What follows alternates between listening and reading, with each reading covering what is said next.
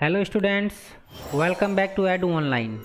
Myself Deepak Kumar Vats, and today we continue our series pair of linear equations in two variables.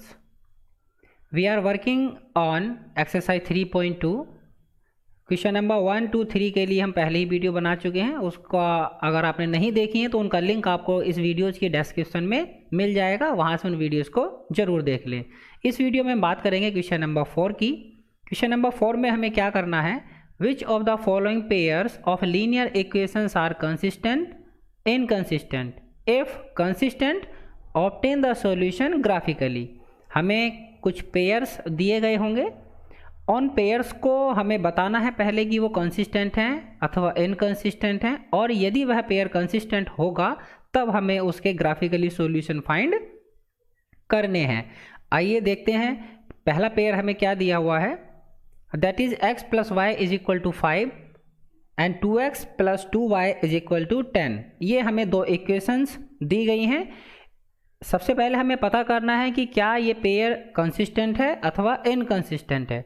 तो ये काम हम अपने पहले क्वेश्चंस में कर चुके हैं। कैसे करते हैं, सबसे पहले हम इन इक्वेशंस को कंपेयर करेंगे स्टैंडर्ड फॉर्म से to get the values of a1, b1, c1, a2, b2 and c2। So a1 will be equal to 1, b1 will be equal to 1। यहाँ पर x और y दोनों के कोफिशिएंट 1, 1 हैं, दोनों पॉजिटिव हैं। सो a1, b1 हमारे 1 हो गए, और c1 इज इक्वल टू -5। चूँकि राइट हैंड साइड में रखा हुआ है 5, पॉजिटिव साइन है लेकिन राइट हैंड साइड में है, और हमारी स्टैंडर्ड फॉर्म में जो कांस्टेंट टर्म होता है वह लेफ्ट हैंड साइड में होता है। तो आप इसको लेफ्ट हैंड साइड में लेकर आएंगे तो इसका साइन माइनस हो जाएगा, इसलिए हमने c1 -5 लिया है। Similarly we compare a2, b2, c2, तो हमें मिलेगा a2 is equal to 2, b2 is equal to 2 and c2 is equal to -10। अब कैसे हम करते हैं, क्या करते हैं, कंसिस्टेंट और इनकंसिस्टेंट पता करने के लिए हम इनके रेशियोज पता करते हैं। So now a1/a2 will be equal to 1/2। आगे फर्दर इसको हम सिंपलेस्ट फॉर्म में चेंज नहीं कर सकते, खुद ही ऑलरेडी ये सिंपलेस्ट फॉर्म में है, कोई कॉमन फैक्टर नहीं है। नाउ b1/b2 की वैल्यू हम निकालेंगे, वह भी 1/2 आएगी, और c1/c2 की वैल्यू हम निकालेंगे तो वह भी 1/2 आएगी। अब आप देखेंगे कि ये a1/a2, b1/b2 और c1/c2 तीनों क्या हैं, आपस में इक्वल हैं। तो इस केस में क्या होता है, since a1/a2 is equal to b1/b2 is equal to c1/c2, तो hence the lines representing the given pair of equations coincident and have many solutions, you can say infinite solution. हमें क्या पता चल रहा है, यदि तीनों रेशियो हमारे इक्वल होते हैं तब लाइंस कोइंसिडेंट होती है, मतलब एक दूसरे को ओवरलैप करती है, और इस कंडीशन में उस पेयर के इनफाइनाइट सॉल्यूशन होते हैं, क्योंकि वो दोनों एक ही हो गई, और एक लाइन के इनफाइनाइट मैनी सॉल्यूशन होते हैं अगर वह linear equation in two variable है। तो अब हमें क्या करना है, therefore the given pair of linear equations is consistent. अब उसने पूछा था कि बताइए कंसिस्टेंट है अथवा इनकंसिस्टेंट है, तो हमने बता दिया कंसिस्टेंट है। अब आगे कहा गया था क्वेश्चन में, अगर कंसिस्टेंट है तो हमें ग्राफिकली उसके सॉल्यूशन फाइंड करने हैं। तो अब हम ग्राफिकली सॉल्यूशन फाइंड करने के लिए हर एक जो दोनों इक्वेशंस हैं हमारे पास, उन इक्वेशंस के लिए 3-3 सॉल्यूशन फाइंड करेंगे, सॉल्यूशन टेबल बनाएंगे। तो सबसे पहले हमने x plus y equal to 5 के लिए लिया, x को y के टर्म में हमने एक्सप्रेस किया, तो x equal to 5 minus y हमें मिला। अब इसकी सॉल्यूशन टेबल अगर हम बनाएंगे तो y की जगह अगर हमने 1 रखा तो x की वैल्यू में 4 मिलेगी, 2 रखेंगे तो 3 आएगी, और y की वैल्यू 3 रखेंगे यहाँ तो x की वैल्यू 2 आएगी। अब हम सेकंड जो इक्वेशन है उसके लिए भी हम 3 सॉल्यूशन पता करेंगे। सेकंड इक्वेशन क्या थी हमारी, 2x plus 2y is equal to 10। इसका मतलब x is equal to 10 minus 2y/2, 2 वहाँ से ऊपर हम कॉमन ले सकते हैं और वो इस 2 को कैंसिल कर देगा, तो क्या बचेगा 5 माइनस वाई।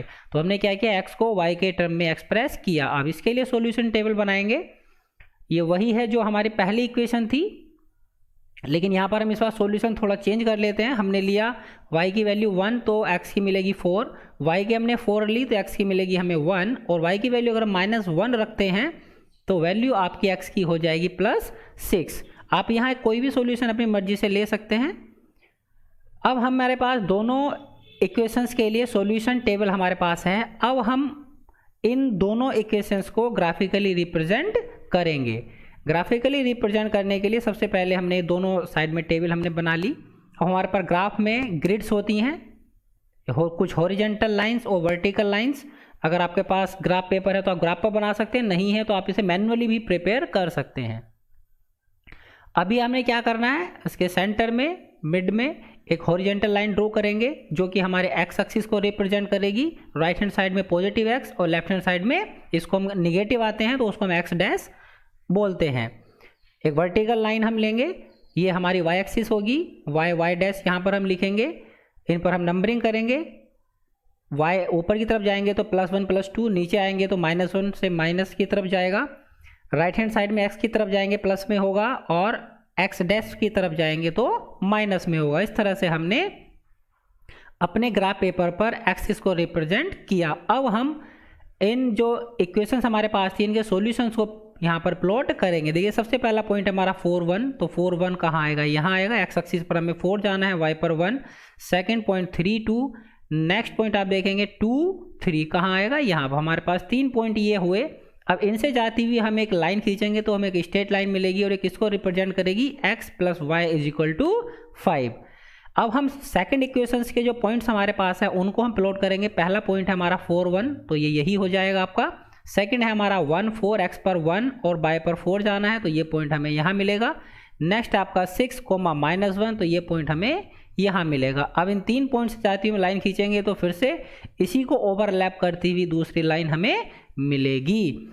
तो इस तरह से हम देखेंगे कि इसके पास कितने इनफाइनाइट सॉल्यूशन होंगे।